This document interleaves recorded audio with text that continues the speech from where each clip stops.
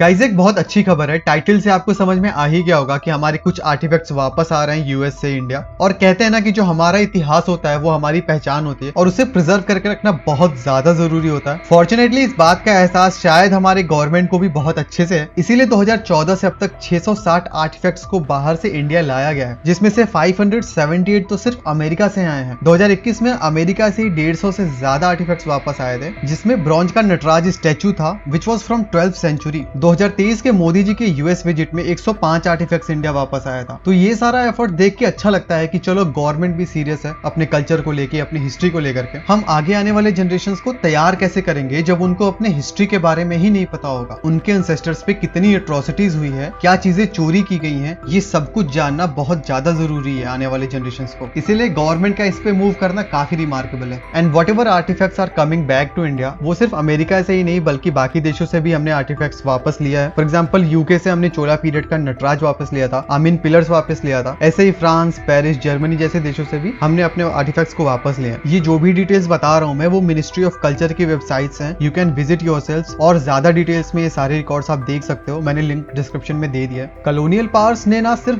भारत से बल्कि South Africa, Egypt, Greece, Nigeria जैसे कई देशों से उनके ऐतिहासिक और जो धार्मिक संपत्ति होती है उनको लूटा है। और ये जो कहानी है ना हजारों साल पुरानी कहानी है और इसका जो दर्द होता है, जो पेन है, वो आज भी महसूस होता है। कोहिनूर को ही ले लीजिए। 1849 में जब पंजाब का एंग्लो सिख वॉर अपने अंतिम चरण पे था ना, तो ईस्ट इंडिया कंपनी ने कोहिनूर को जब्त कर लिया था। ये हीरा महाराजा रंजीत सिंह के खजाने से उठाया गया था और तब से लेके आज तक ये हीरा ब्रिटेन में ही है। चोरी किए गए इंडियन आर्टिफैक्ट्स के बारे में हम सुनते हुए आ रहे हैं, हम अपने बुक्स में भी पढ़ते हुए आ रहे हैं, कुछ हद तक हमारे सिलेबस में ये इंक्लूडेड था। अगर हम दूसरे देशों के बारे में भी देखते हैं ना, उस पे भी नजर डालते हैं ना, तो वहां पे भी इक्वली डिस्टर्बिंग फैक्ट्स देखने को मिलते हैं। किंगडम ऑफ बेनिन हुआ करता था नाइजीरिया में, आज उसे बेनिन सिटी के नाम से जाना जाता है। इसको वेस्ट अफ्रीका का वन ऑफ द ओल्डेस्ट और डेवलप्ड स्टेट कहा जाता था। 1897 में ब्रिटिश फोर्सेस ने बेनिन सिटी पर हमला किया और वहां से हजारों की संख्या में ब्रॉन्ज और पीतल की जो मूर्तियां होती थी उसको लूट करके ले गए। ये सब बेनिन के इतिहास का एक हिस्सा था, वहां की एक संस्कृति का हिस्सा था। ऑलमोस्ट 5000 से ज्यादा आर्टिफैक्ट्स को लूटा गया था। इनमें से बहुत कम आर्टिफैक्ट्स को अभी तक वापस किया गया है। साउथ अफ्रीका भी कॉलोनियल लूट का शिकार बना रहा। 19th सेंचुरी में जब ब्रिटिशर्स और डच फोर्सेस ने साउथ अफ्रीका को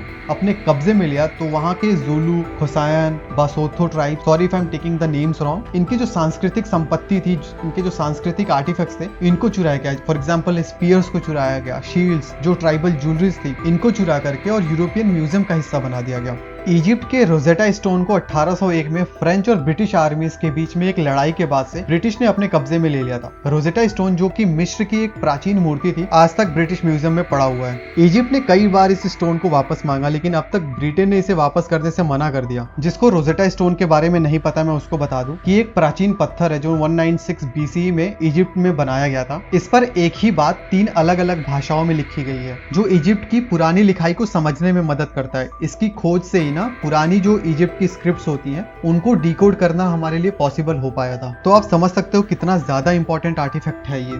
ऐसे ही एल्गिन मार्बल्स की भी कहानी है। ये पार्थेनॉन के टाइम के बहुत ही एंशिएंट स्टैचूज हैं जो 1801 से लेके 1812 के बीच में ग्रीस से ब्रिटेन लाया गया था। और इसके लिए ना आज तक बहस चल रही है कि ये ग्रीस के इतिहास का हिस्सा है लेकिन ब्रिटेन इन्हें वापस क्यों नहीं कर रहा है। और ब्रिटेन को ना कहीं कहीं डर भी लगता है कि अगर जो इन्होंने आर्टिफैक्ट्स वापस करना शुरू कर दिया, सब आ जाएंगे वापस मांगने के लिए। और ये सबको वापस नहीं कर सकता क्योंकि बहुत बड़ा रेवेन्यू जनरेट होता है इनकी म्यूजियम से। बट जो देश थोड़े स्ट्रॉन्ग होते हैं वो वंस इन अ वाइल अपने चीजों को लेके आते हैं वापस अपने देश में।